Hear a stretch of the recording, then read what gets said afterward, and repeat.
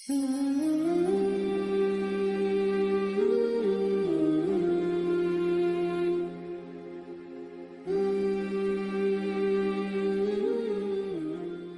اللہ الرحمن الرحیم۔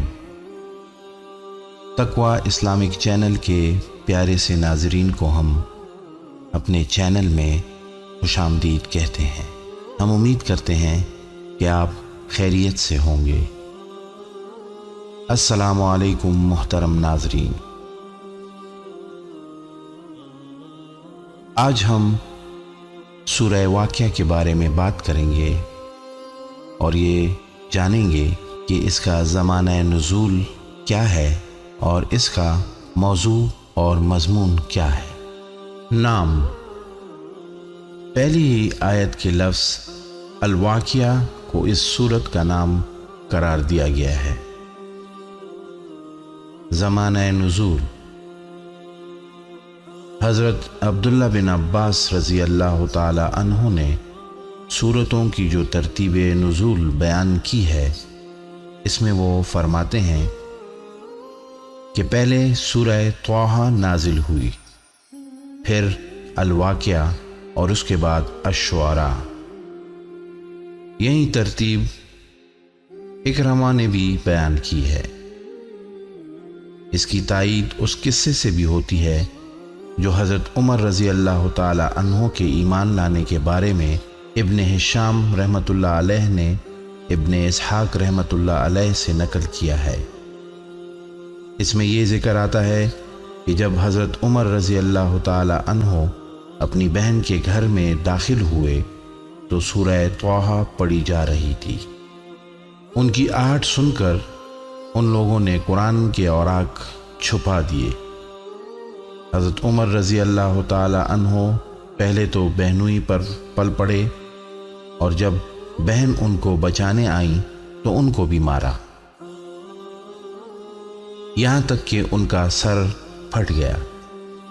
بہن کا خون بہتے دیکھ کر حضرت عمر رضی اللہ تعالی عنہ کو سخت ندامت ہوئی اور انہوں نے کہا، اچھا مجھے وہ صحیفہ دکھاؤ جسے تم نے چھپا لیا ہے، دیکھوں تو صحیح اس میں کیا لکھا ہے۔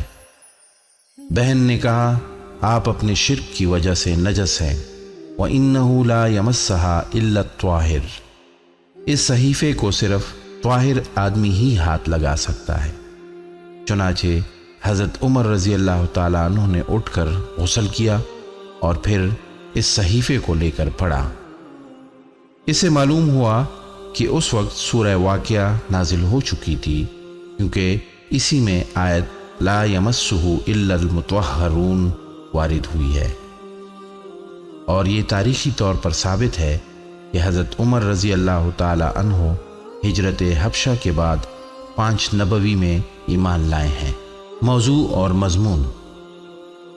اس کا موضوع آخرت، توحید اور قرآن کے متعلق کفار مکہ کے شبہات کی تردید ہے۔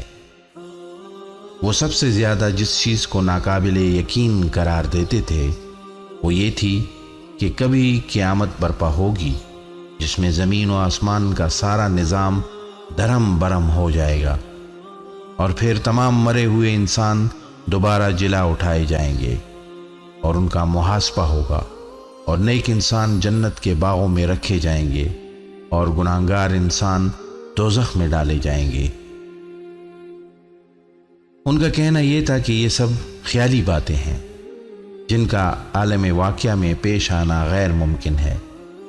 اس کے جواب میں فرمایا کہ جب وہ واقعہ پیش آ جائے گا اس وقت کوئی یہ جھوٹ بولنے والا نہ ہوگا کہ وہ پیش نہیں آیا ہے، نہ کسی کی یہ طاقت ہوگی کہ اسے آتے آتے روک دے یا واقعہ سے غیر واقعہ بنا دے۔ اس وقت لازماً تمام انسان 3 طبقات میں تقسیم ہو جائیں گے، ایک سابقین، دوسرے عام صالحین، تیسرے وہ لوگ جو آخرت کے منکر رہے اور مرتے دم تک کفر و شرک اور گناہ کبیرہ پر جمے رہے۔ ان تینوں طبقات کے ساتھ جو معاملہ ہوگا اسے تفصیل کے ساتھ آیت نمبر 7 سے 56 تک بیان کیا گیا ہے۔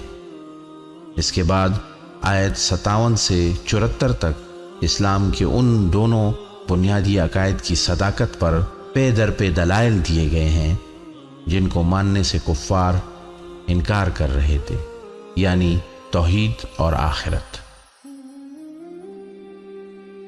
ان دلائل میں زمین و آسمان کی دوسری تمام چیزوں کو چھوڑ کر انسان کو خود اس کے اپنے وجود کی طرف اور اس غذا کی طرف جسے وہ کھاتا ہے، اور اس پانی کی طرف جسے وہ پیتا ہے، اور اس آگ کی طرف جس سے وہ اپنا کھانا پکاتا ہے توجہ دلائی گئی ہے، اور اسے اس سوال پر غور و فکر کی دعوت دی گئی ہے کہ تو جس خدا کے بنانے سے بنا ہے اور جس کے دیے ہوئے سامان زیست پر پل رہا ہے، اس کے مقابلے میں خود مختار ہونے یا اس کے سوا کسی اور کی بندگی بجا لانے کا آخر تجھے حق کیا ہے؟ اور اس کے متعلق تو نے یہ کیسے گمان کر لیا کہ وہ ایک دفعہ تجھے وجود میں لے آنے کے بعد ایسا عاجز و درماندہ ہو جاتا ہے کہ دوبارہ تجھ کو وجود میں لانا چاہے بھی تو نہیں لا سکتا۔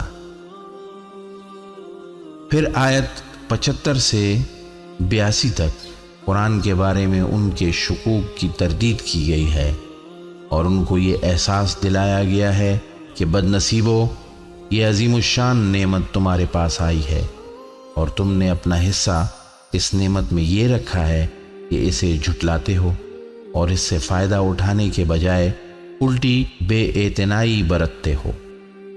قرآن کی صداقت پر دو مختصر سے فکروں میں یہ بے نظیر دلیل پیش کی گئی ہے کہ اس پر کوئی غور کرے تو اس کے اندر ویسا ہی محکم نظام پائے گا جیسا کائنات کے تاروں اور سیاروں کا نظام محکم ہے، اور یہی اس بات کی دلیل ہے کہ اس کا مصنف وہی ہے جس نے کائنات کا یہ نظام بنایا ہے۔